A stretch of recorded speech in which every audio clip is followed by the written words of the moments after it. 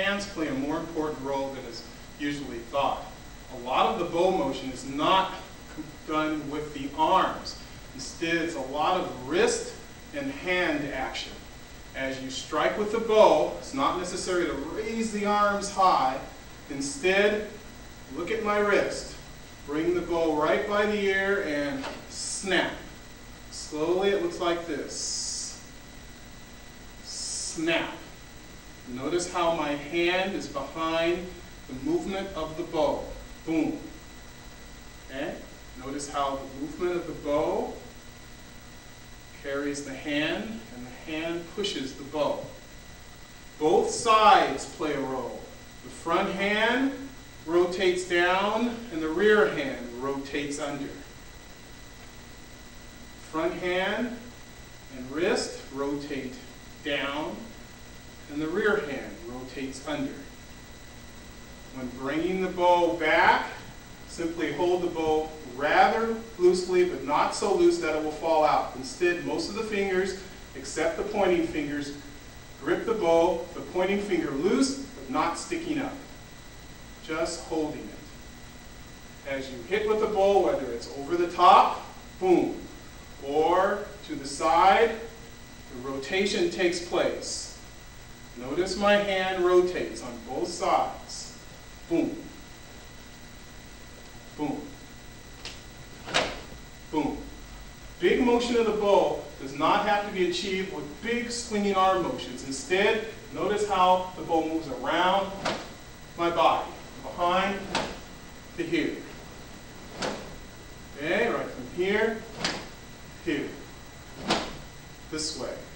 Sometimes the bow snaps back underneath, all the way up the forearm. A particular family in Okinawa called the Matayoshis, or Mateshis, pioneered this use of the bow, and it is very popular today.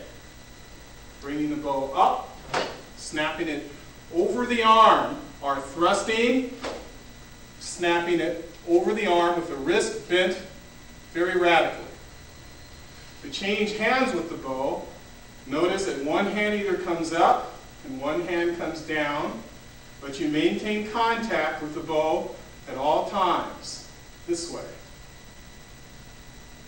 This way. Or simultaneously. Boom, boom, boom. Slowly, looks like this. Boom. Hitting from side to side to change hands. Hit. Notice the bow rotation. Change sides. Hit. Change sides. Hit. Watch this again. Bow rotation. Look at the rear hand. Bow rotation. That's one way of doing it. Another way is to pull it into your arm. This way. Pull it into your arm. Change hands. Same way. The other side.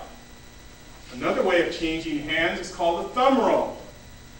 You're in one position and you want to end up in the other position. Change the front hand. The thumb, pull the other end up, and now you've got it on the other side, ready to strike. Again, change front hand, roll the bow with the thumb and grab it on the way down and hit it.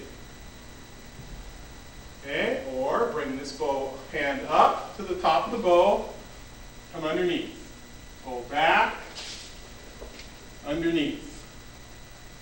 To the side, changing hands, same way. Hand moves up, grip. Up, grip. Up, grip. To swing the bow around, you hold the bow, the hands on the bow closer together. Not necessarily touching, because you lose a lot of control when they're touching, but just an inch or a couple, 3 inches apart. You can maintain control, hold it near the end, but not at the very end, because it may slip out. You can swing the bow very strongly and still control it. The hands slightly apart, as if gripping a Japanese sword. You can change hands the same way. One hand up, one hand down. A very strong swing is called the waki-uchi, or cutting strike, side strike. Comes around, swings through.